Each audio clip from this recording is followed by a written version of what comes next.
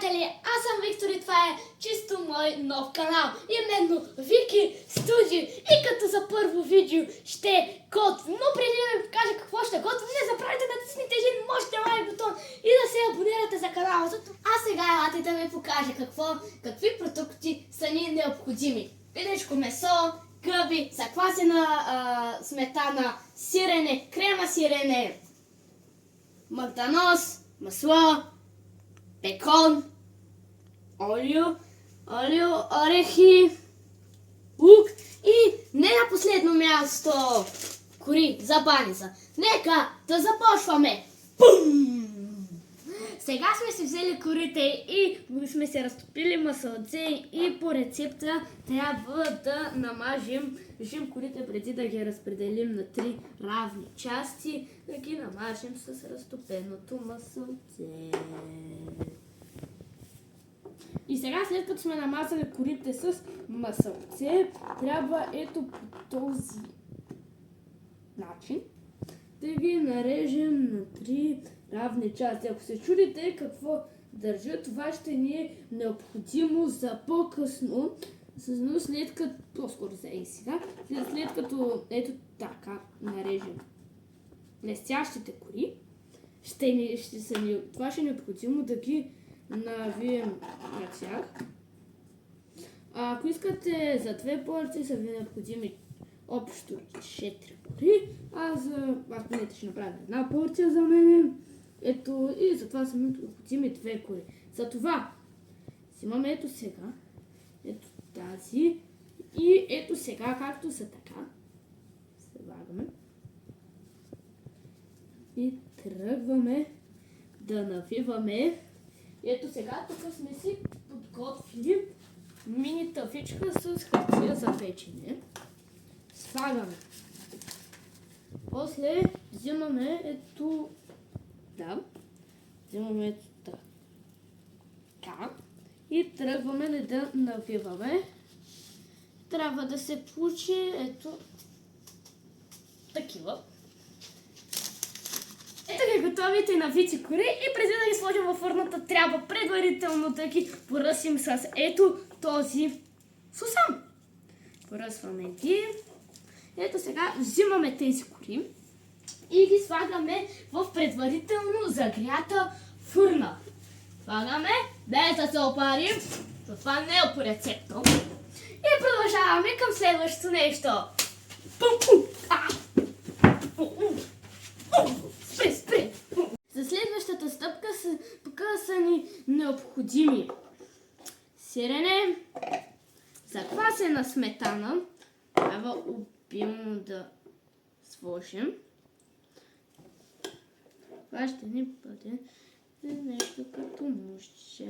Слагаме обилно, оставяме малко да...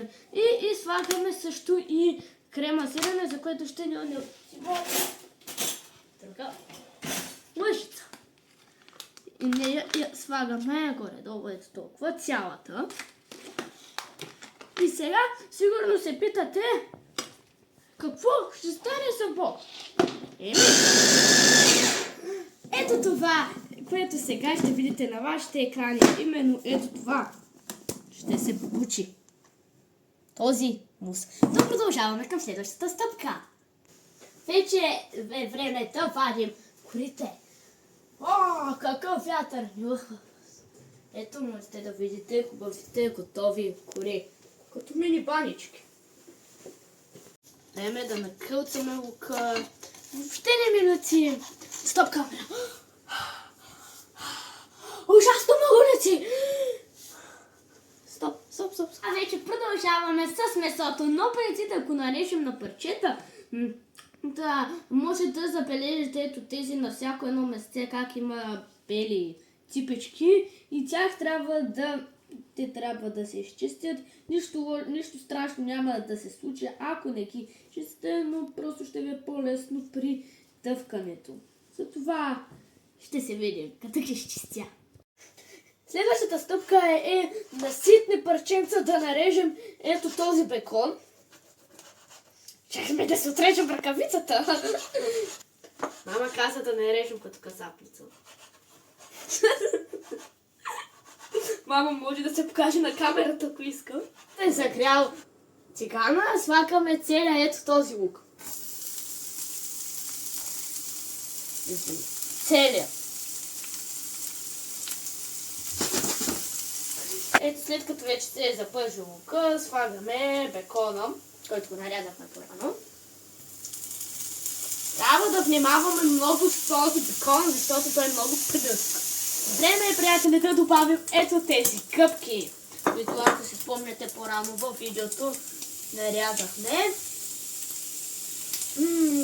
Носи се прекрасен аромат.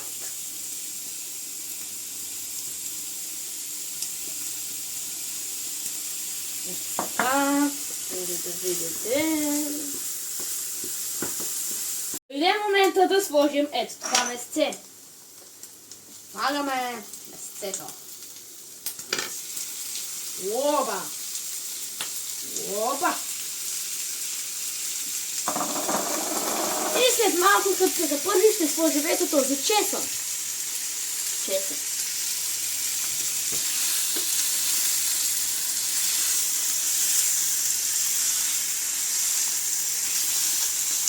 Ето сега ще сложим сол.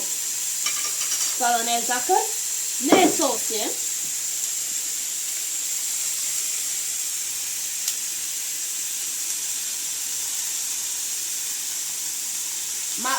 Да махнем ръкавицата, че сме пипали месо с нея. И при гъбите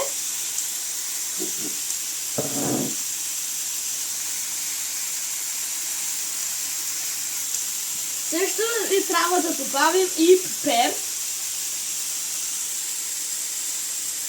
Да махнем и другата ръкавица.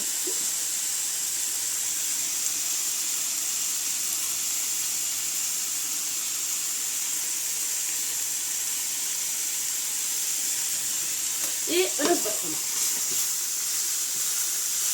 Ето сега добавяме чесънче.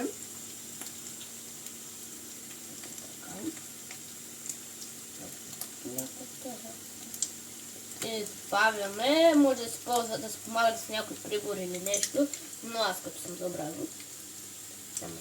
След като сме го добавили, трябва да разбъркаме.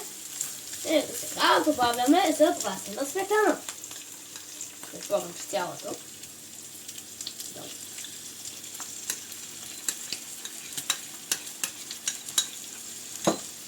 Намаляме котлона. И разбъркваме заедно.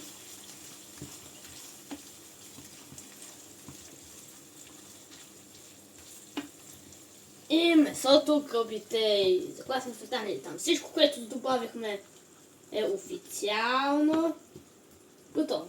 Остава само едно също да направим. То дори не е сос, нещо мини. Да го декорираме и сме готови. Хайде напред.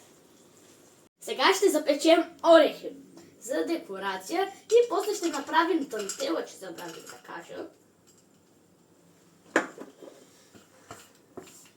Сега за декорацията ще направим една красива дантела. За нея са ни необходими 4 лъжици вода. 1, 2, 3, 4. 2 лъжици олио. Половина лъжица брашно. Разбъркваме.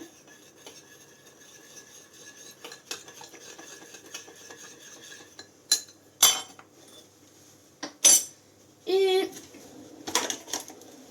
съвсем малко червен пипер. И пак разбъркваме.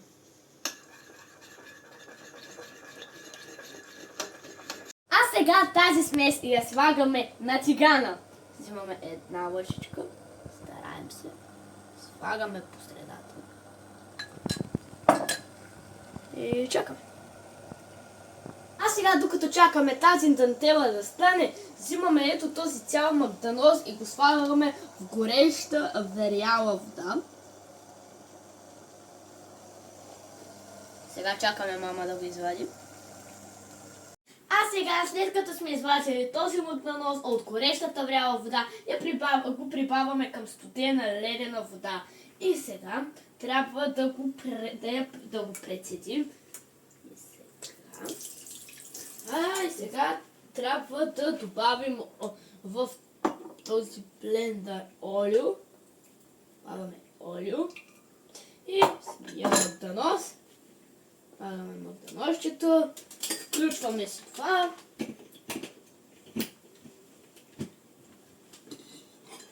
Взимаме. Потаме сместа. И търкаме. Дойде дългоочаквания момент да плейтнем тази чиния. Първо ще вземем муса, който го направихме. Слагаме мушетето сега така. Разцелваме го в средата.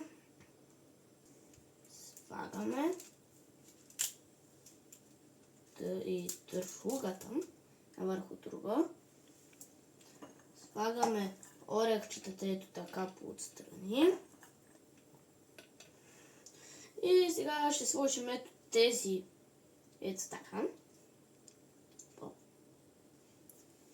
Така.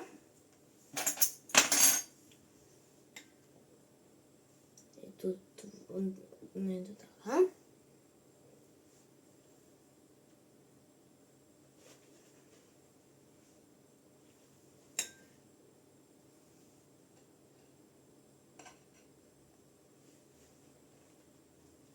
Нашата чиния е завършена. Ако ти харесва това видео, не забравяй да натиснеш един мощен лайк бутон и се абонирай за канала. От мен, чао!